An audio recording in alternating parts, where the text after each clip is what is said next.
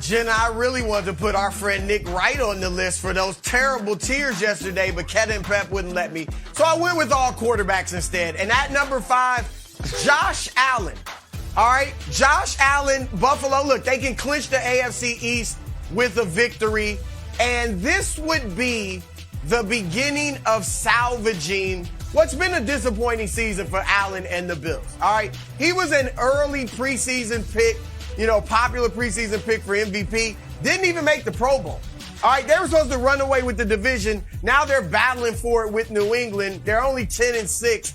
And winning this game would keep Allen from suffering the indignity of losing the division to MJ10, a rookie. Allen is down in completion percentage, yards per game, touchdowns, passer rating, and he's up in interceptions from last year. So he can still salvage the season, but it begins this weekend by winning that division. At number 4, Derek Carr.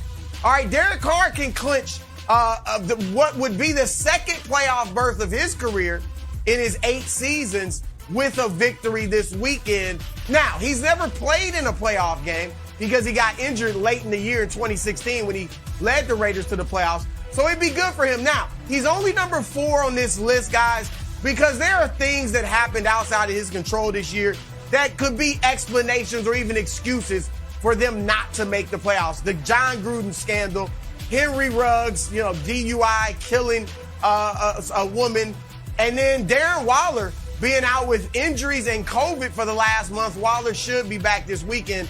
That could help Carr. Be a nice story if he can get in and make the playoffs. At number 3, Carson Wentz. All right, they need a win and they're in. All right, and he's already viewed as the weak link in an otherwise very strong team in Indianapolis. He could silence his haters like Nick Wright by getting into the playoffs. And if they lose and he's the reason, oh my goodness, Nick Wright and the rest of the naysayers will be all over Carson Wentz all off season. And if he makes the playoffs, he avoids the indignity of his replacement in Philadelphia, Jalen Hurts, having led the Eagles to the playoffs, and he couldn't do it in Indianapolis. So he is under duress for that reason. At number 2, we got Jimmy Garoppolo in San Francisco. A win or a tie this weekend gets them in the playoffs. And here's the thing. We don't know if Jimmy G is going to play. He's got the thumb injury. All right. But either way, he's under duress because if he does play and he plays poorly and they lose, everyone's going, you should have played Trey Lance. Trey Lance was great. Trey Lance floated Nick Wright's boat last week by playing solidly against the Houston Texans. And everybody will say, they should have went with Trey. If he doesn't play and Trey plays well and leads them to victory over the Rams, then maybe they stick with Trey Lance and play him in the playoffs, which wouldn't look good for Jimmy G either. So he is under duress. And at number 1, this one to me, easy one, Justin Herbert.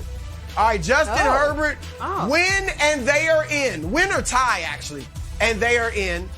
But Justin Herbert has been one of the golden boys this year, right? He's Christian. Some people like him better than Patrick Mahomes. In fact, he was the AFC starter in the Pro Bowl over Patrick Mahomes. How in the world do you follow that up by missing the playoffs? You just can't. Especially when to blame for you missing the playoffs would be a loss to the hapless Houston Texans a week ago, in which he threw Nick 2 interceptions. So I don't want to hear all this, it was the defense's fault last week against Houston. No, you threw 2 picks against the Texans and lost. You're under duress, my man. Get in the playoffs this weekend. Remember, it's motivation, inspiration. Those same Texans that Trey Lance shredded. Interesting. Those same Texans that might beat Ryan Tannehill this weekend. Interesting. Shredded? But I'm not talking about any of those guys.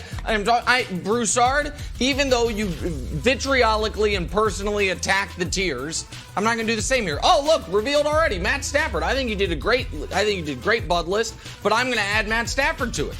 They have won the last 2 weeks despite Matt Stafford. He has 3 touchdowns, 5 picks in the last 2 weeks, and 2 fumbles, a 71 rating. This season, you told me this, I didn't even know. He has 4 pick sixes.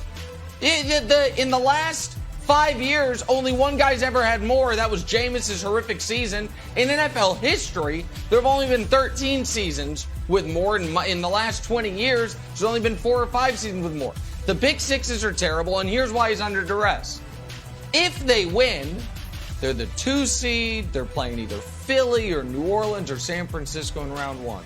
If they lose, assuming Arizona wins, they're the 5 seed and they're underdogs in round 1 against Dallas. And Wilds, can you imagine if the Rams not only don't get further than they got with Goff, but they get a round shorter? Goff had them, and it wasn't because of Goff, but last year with Goff, they were in the divisional round. If they end up 1 round and out this year, which if they lose this weekend to San Francisco, they're going to be on the road in the first round of the playoffs. Wolves are going to be out for Matt Stafford. So I think Stafford's got to play well. Rams got to win Wild, so I'd add him to the list. Thanks for watching. Subscribe here to get the latest from the show. Also, be sure to check out more of the best clips from First Things First, or go watch a few segments from our other shows on FS1.